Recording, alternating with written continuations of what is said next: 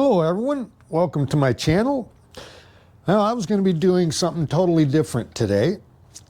I was going to review my new 2025 Aniioki dual motor 60 volt 80 AH bike.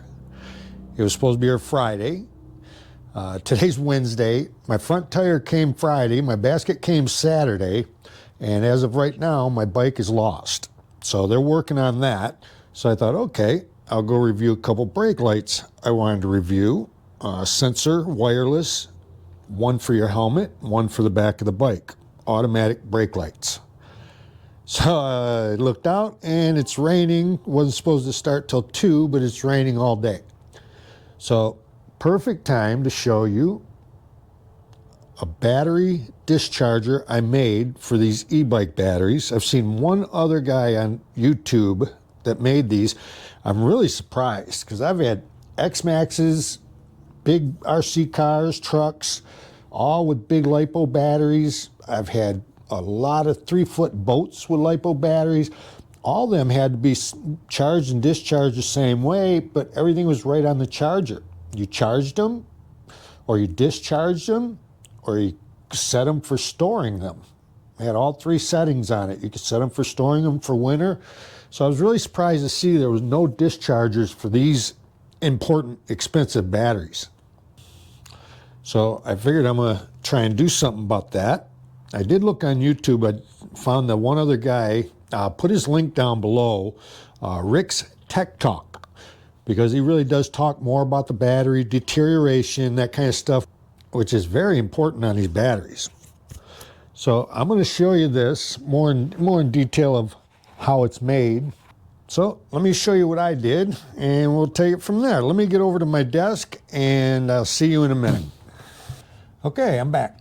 First thing I have to say is I'm not responsible for any damage or bodily harm if you try this. This is educational only. But you can see here, 8 light bulbs, voltage discharger, thin speaker wire, some clips to plug into the battery. I'll show you all that.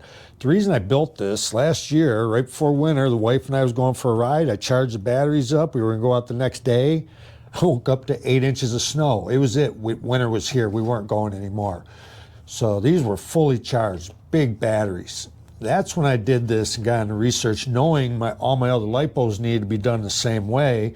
And they say keep this stored at certain voltage. So I got on YouTube, did some research. I found the one other guy that did this same way, had the 2 light bulbs. I'll tell you, even with 8 light bulbs on this, it takes, if this is fully charged, this 60 amp battery, 52 volt, it'll take at least 3 full days to discharge that down to just the storage. So it takes a while. 2 light bulbs, it would take us a month to discharge that. So that's why I did it this way. So I'm going to rearrange the camera so you can see how I did this. I'll show you how I did it. Pretty simple. I will see you in a minute. So one thing I can say about this, if you take care of your batteries like this, it will definitely prolong the life of these batteries. There's no doubt about it. So I did this in lower lighting so you can see it's on, it's plugged in. You'll see these, I use a lot of these, you'll see in my videos, these pieces of flooring. They work for a lot of things, but this is only 1 light bulb. You can see why I've got this on there. When I'm discharging these, I have them right by the front door. I have an exit to the garage door and an exit to the front door. I have them in bags, and I have a long hook in case I had to get this thing out of the house. I don't do any of this unless I'm around. So let's show you here. You can see I got 52.7 volts. That's where the battery is now. Make sure power is to power, negative is to negative. You can see where they plug in the little tiny screws. So you do have to use a small speaker wire, or you can see there it says 6 volts to 48 volt. I've been using this on 52 volt, 4 of them, for over about a year now. So I haven't had any issues with it. I do notice after using all this time, this one probably has hundreds of hours on it. And I can see like part of the 7 isn't lighting up properly, part of 5, but this is pretty old. So it's handling 52 volt. My next bike that's coming is going to be 60 volt. I don't know if it's going to handle it, but I'm going to try it. So you can get this thin wire. You can't put thick wire in there. You've seen how small it was. This is just an old charger for something. Got the thin wire on it. What I found, I'm going to plug this. I took this wire off of an old speaker that had the wire on it already and just cut it off of it.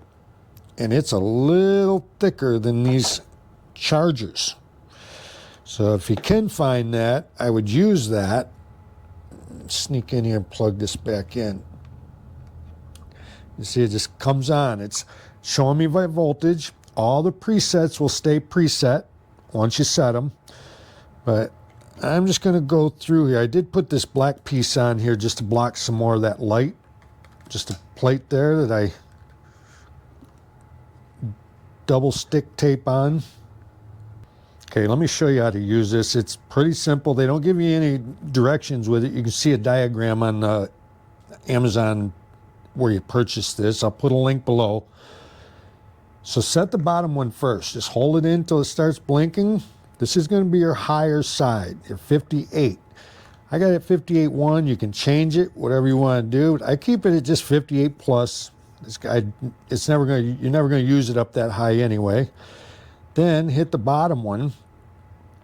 Let it start flashing. I mean the top one, sorry. Let it start flashing. I keep mine at 50 volts. That's where I like to store it at. Again, you can put it at whatever you want.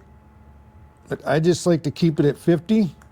That's where my battery is going to shut off. When it gets to 50 volts, this all shuts down. Just attend it while you're doing this. Keep it somewhere close by. And if you leave this hooked up for days, it'll drain your battery and probably damage your battery. So this isn't anything I do unattended. It gets full attention of me walking by it all day long. But it works. It puts your battery where you need it. You can store it all winter like this. So I'm going to shut these lights off and take this board off so I can show you how I actually built this one. Okay, a couple things here. Part that goes into the battery. You'll notice how I just cut the insulator off of one of these, two of them actually. Then I took pliers, needle nose pliers. You'll see those are crimped. I took two pair of needle nose pliers, stuck them in from the ends, and actually bent them so that they would stay in the socket of the battery. Then the shrink tube, all that stuff. So next thing, make sure these are positive and negative. Keep that straight. Don't crisscross them. Center of that bulb is positive, side of that bulb is negative. Just remember that when you're wiring everything, positive, negative. So what I did here is mounted all the sockets, mounted the discharger. You'll see how it's kind of raised. All the wiring goes above the sockets. So I did, again, positive, sides are negative. Run that down. I just stripped a little piece of wire right here at each one when I got to it and tightened it down. And then when I got to the end, I had to crisscross some wires. I just ran them around the sockets, crisscrossed them, and then positive to positive and ran them to the end. So this thing works great. This thing has hundreds of hours on it. I mean, I'm using it all the time on these 4 batteries.